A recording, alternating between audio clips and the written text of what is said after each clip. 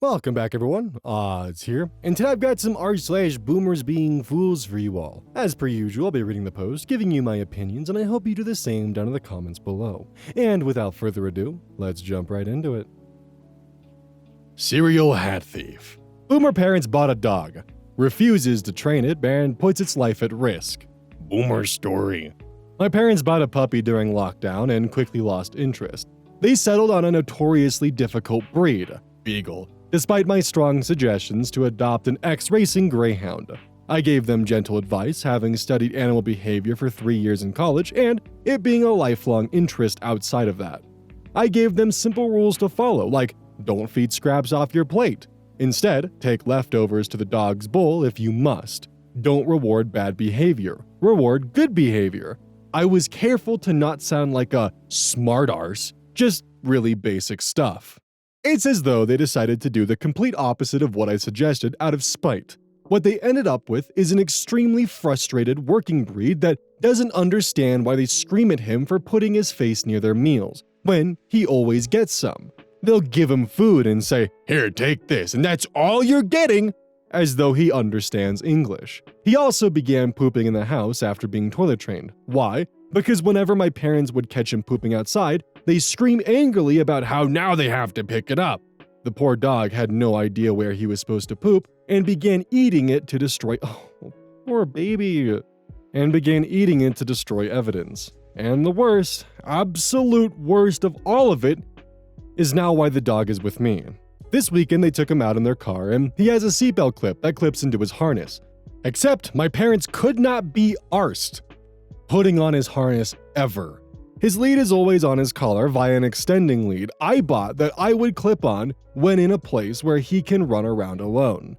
They put him on the back seat and tether him by his neck on his collar. So if they ever slam the brakes, it does solve the problem of a dog-shaped projectile, but his neck would instantly snap. I told them multiple times that he needs his harness on when strapped into the car. They shrugged me off, saying I'm being ridiculous and that they simply won't slam on. I know this might sound ridiculous to people in some countries, but here in the UK we have a ton of roads that slamming on is something you hope not to need, but expect to do at any given moment. These winding country roads are one car wide with completely blind corners. So you hit the brakes if there happens to be another car coming around the corner and one of you reverses to a passing point before carrying on. The anxiety I had every time they took him out is just so unnecessary, only due to their refusal to clip a harness on. So this weekend, I flipped my and took him. They didn't protest much about the dog, he's basically been mine since he was 8 months old anyway. They only enjoy him when he's tired and cuddly. But only about how I was somehow vindicating them. Why the f are they like this? A lot of boomers treat dogs, cats, and other animals as more of accessories than parts of the family. They like the idea and the aesthetic of having a dog, but not necessarily the work that goes into caring and maintaining one. Oftentimes you'll see boomers making fun of millennials for having their fur babies and treating dogs with, honestly, a lot more care than previous generations have. I mean, an entire industry has pretty much popped up throughout the generations of giving your dog human-grade quality food. Some dogs live their life never having to have touched kibble once because they have very good food and they're very healthy. And when I say human-grade food, I don't mean people food, table scraps. I mean food that is of the quality that you would feed to a person that is given specifically with the dietary requirements for a dog, or in some cases a cat.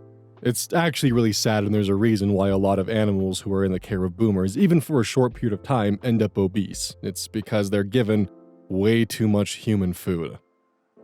Left-handed mitten. Boomer parents ruining the relationships with their adult children at a crazy rate. Boomer story.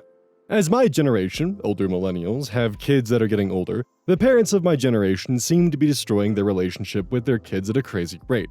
Since 2020, I've seen it in about 25% of my friends of a similar age, myself included. In most cases, it seems the boomer parents think their kids are doing something wrong or are jealous of what their kids have, and a small problem spirals out of control when the boomers realize they're not in control of their kids' lives anymore. A lot of the cases have been the boomer mom disagreeing with how their grandkids are being raised and pick at the issue until the relationship sours. In every case, the boomers have refused to accept fault in their actions and blame it on the soft millennial kids. Everything was fine in my family until it wasn't. My older brother, who has always struggled with substance abuse, is my parents' golden child. He can do no wrong in their eyes, and any consequences to his actions have always been unfair to him in their eyes, and they do everything they can to protect him. He's over 40 now. After many DUIs, crazy nights with fights, babies from one-night stands, etc., they have blamed everyone but him. For years, myself and my siblings have just lived with this because it doesn't directly affect us. That enabling came to a head one weekend when he was high around the family and got aggressive with my wife and swatted my 1-year-old daughter. I went nuclear when they chose his side and refused to believe what I saw him do. They even said they'd take him for a drug test to prove he wasn't high, and I was lying.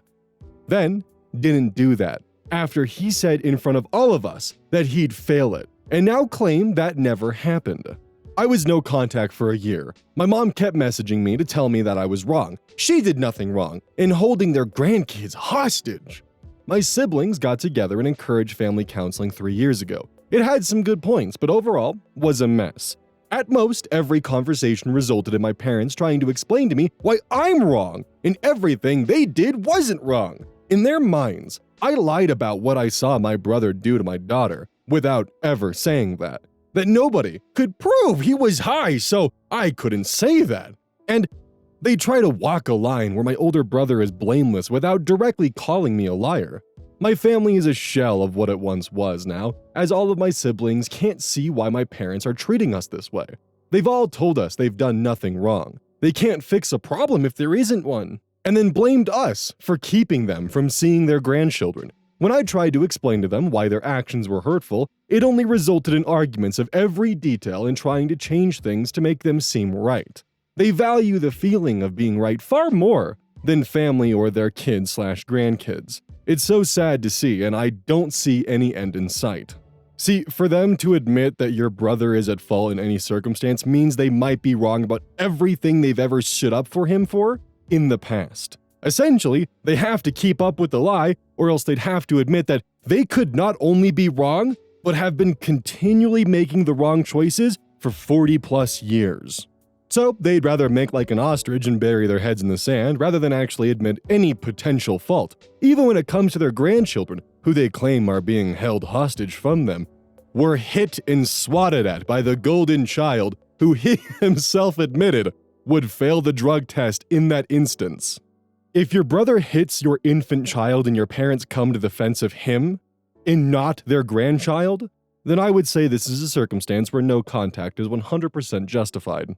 At the end of the day, they sided with the man who hit an infant child, then admitted that he was in fact high and would fail a drug test. And they still went to bat for him. I hope losing contact with all of their grandchildren is worth siding with someone who is very clearly in need of professional help. It sounds like this brother is in a very dark place and needs to see some actual help, but is being enabled by his parents to continue this behavior. It's actually pretty unfortunate. Instant Karma, 71. They just stared and wouldn't let him in. Boomer story. My 14-year-old son and I are in the lobby of a motel in Oklahoma, waiting patiently to get a second room key as a boomer woman berates the poor guy behind the desk. My husband has a heart condition. Walking around the building could have killed him. He forgot his key in the room and tried to get in the back door. Someone saw him but just stared at him and wouldn't let him in. They just stared. He has a heart condition. He had to walk all the way around the building. They didn't let him in. She continues this rant, the poor clerk apologizing until she runs out of steam and sputters off. Sorry that happened, man. I tell him as he makes our key. My son and I proceed out to our car to continue our day. Once we're safely inside, my son turns to me and says sheepishly, "That was me." Not to ruin the ending note of the tale, but let me explain for those who don't know. From the day he entered school, it was drilled into my son's head to never open a locked door for a stranger. Boomers really hate the world they've created and take it out on the victims. Edit to clarify, my son is 19 now, he's a good boy, and when it happened, I explained that forgetting a room key doesn't entitle anyone to be let in the back door. We chuckled about it at the time and chuckled about it to this day. No one died. I remembered this story thanks to the poster who shared the story about the entitled boomer woman yelling at his daughter because she wouldn't help her use the kiosk at McDonald's. I gotta hunt that one down. Like, truth being, yeah, it would be the polite thing to do to help someone who forgot their key and let them in, but at the end of the day, you don't know if they're actually a guest at that hotel. You don't know if they're trying to avoid the front desk. You don't know what's going on. I mean, it's just a measure of safety.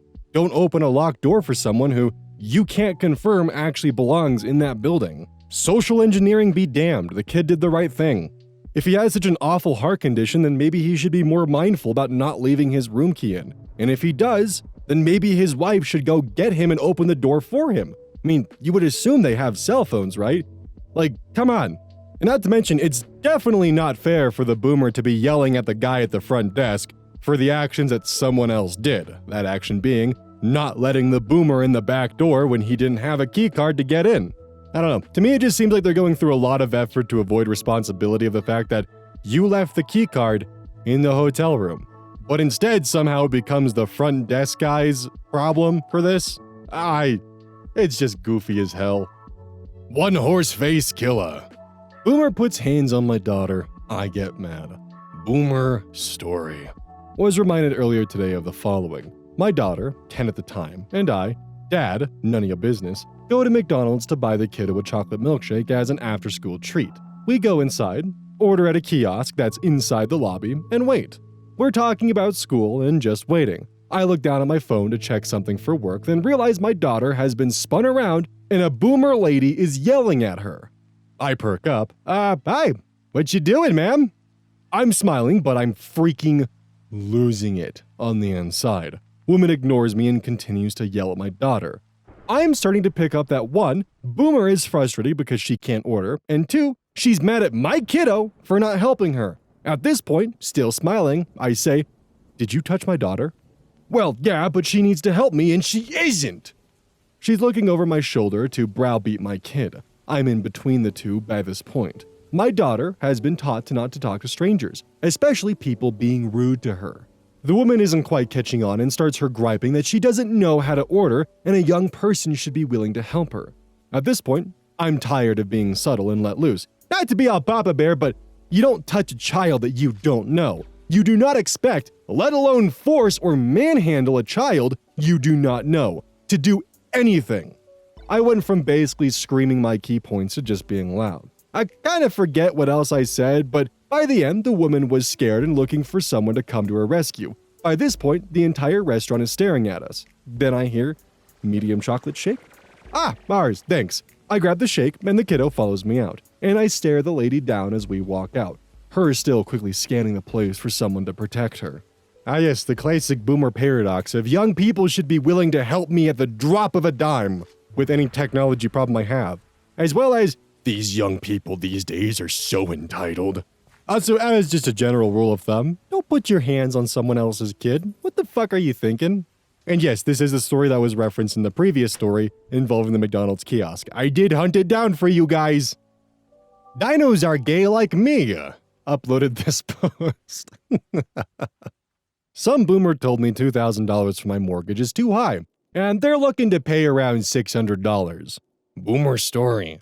I live in Vancouver, Canada. Our neighborhood is 20 minutes from downtown. We're surrounded by 2 elementary schools, 1 middle school, 1 high school, and they're all good schools. We live in a safe and family-oriented neighborhood. Kids are always playing on the street, and I'm a stay-at-home dad, so I'm usually on the porch, yelling at the kids who are about to do something stupid. There is a home for sale, and some boomer was checking it out. She came up to me, and me, being neighborly, allowed it. She asked me how much I pay for my mortgage, and I said $2,000 plus some bells and whistles. Our bills bounce between $3,000 to $4,000 each month. She said that was an outrageous price, and she's trying to buy a home with a $600 mortgage. Girl, good luck. Let me know when you find that magical unicorn. There ain't a goddamn house in this decent neighborhood that is creeping over the $1 million line. The house that is for sale was recently renovated and was sitting at $1.5 million.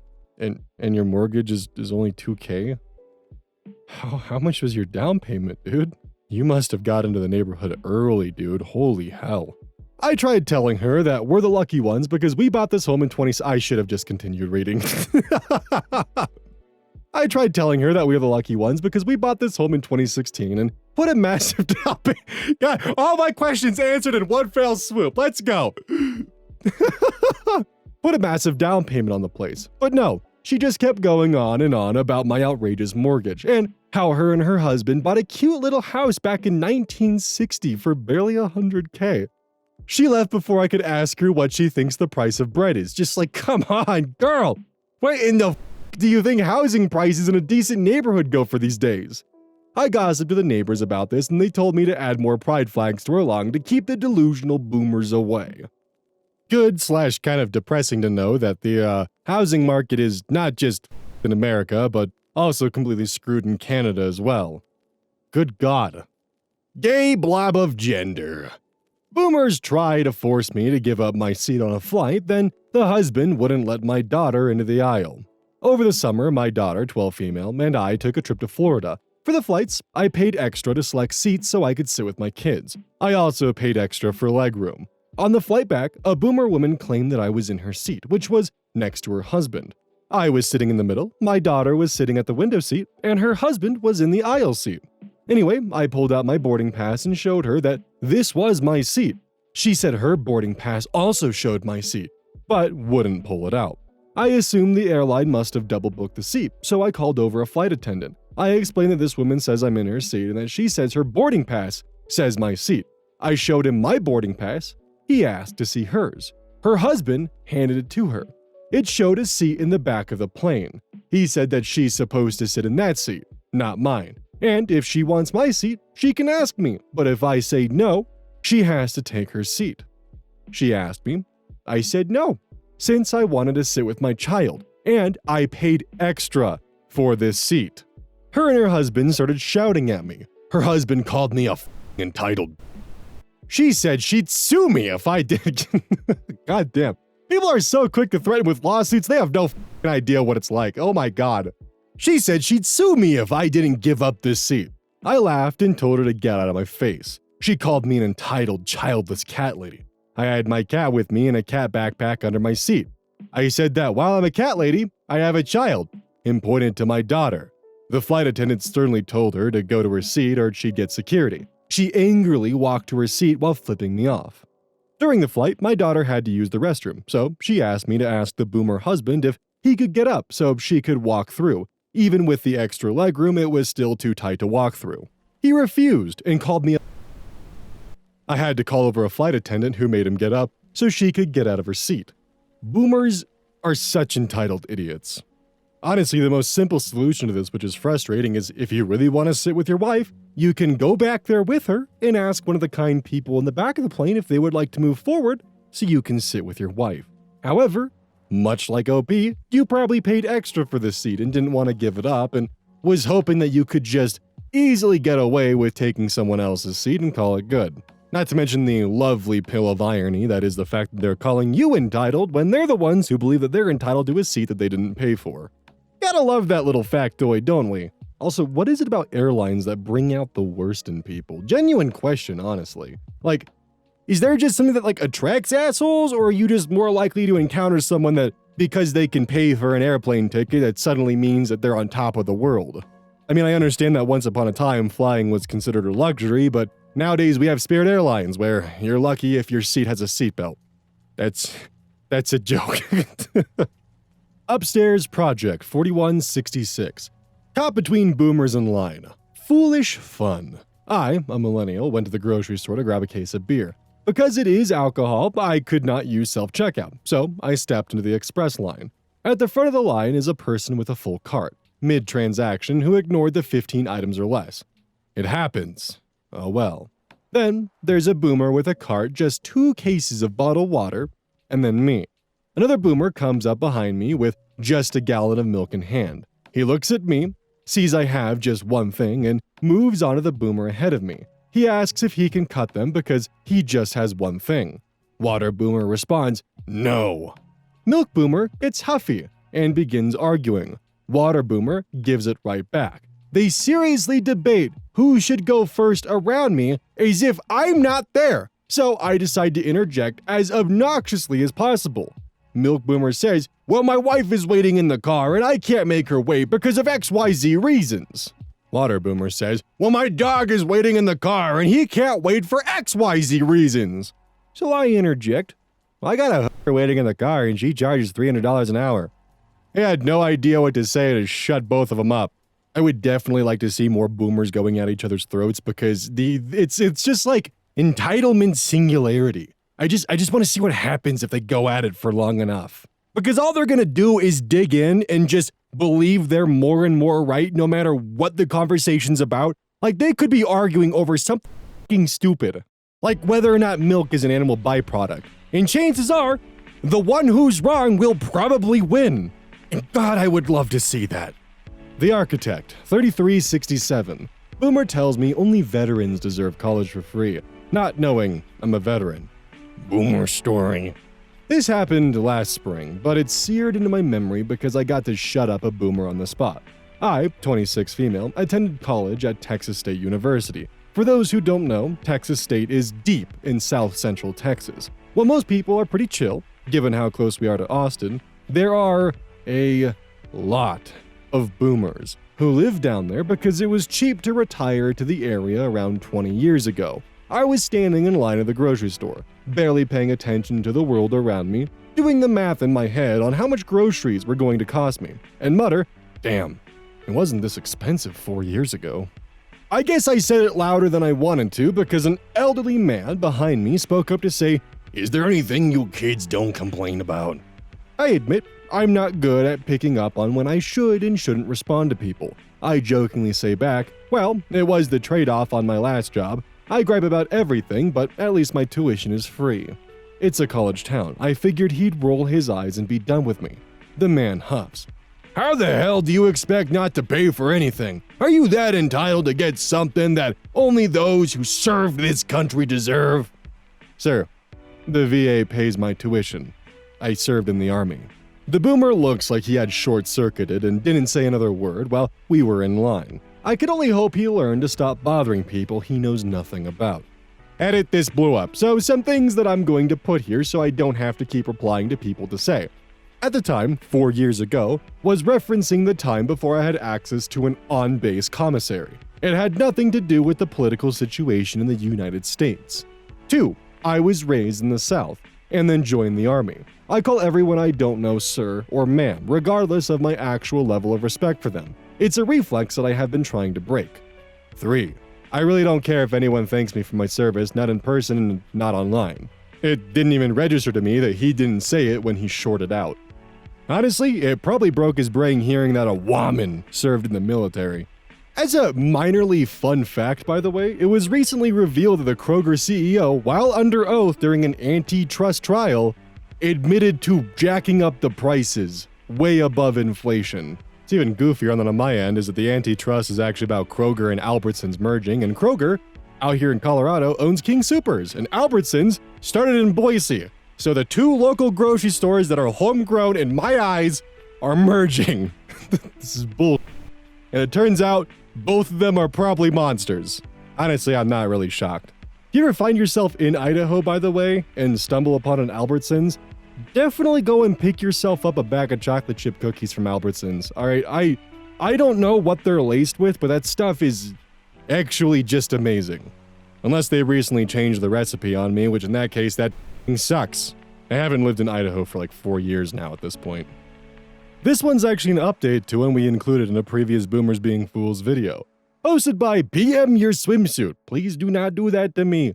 Holy shit, everyone, I have an update on Bessie the Boomer.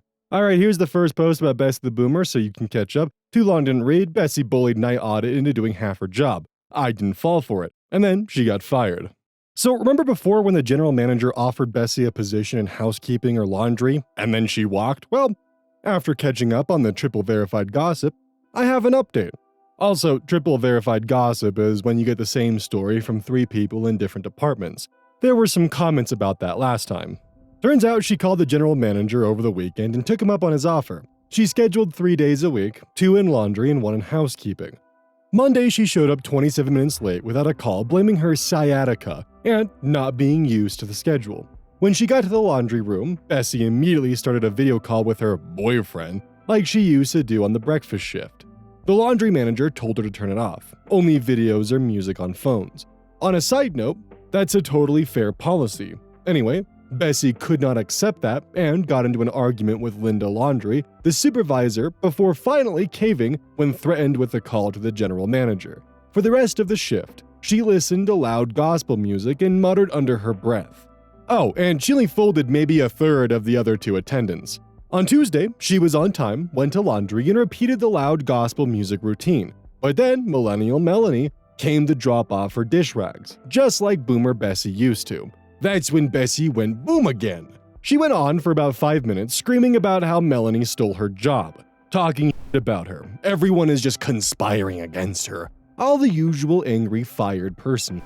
Millennial Melanie just laughed it off and walked away while Boomer Bessie carried on her rant for a whole 5 minutes in the laundry room. After finishing the breakfast rant, Boomer Bessie went off on Linda Laundry. She went off for about 10 minutes, how Linda didn't deserve anything. Didn't actually work, which is verified bull. Helga Housekeeping told me Linda is on the grind. She didn't respect her elders, didn't respect Bessie's tenure as the longest-serving employee at an entry-level position. They expected too much, just so much ranting and hating.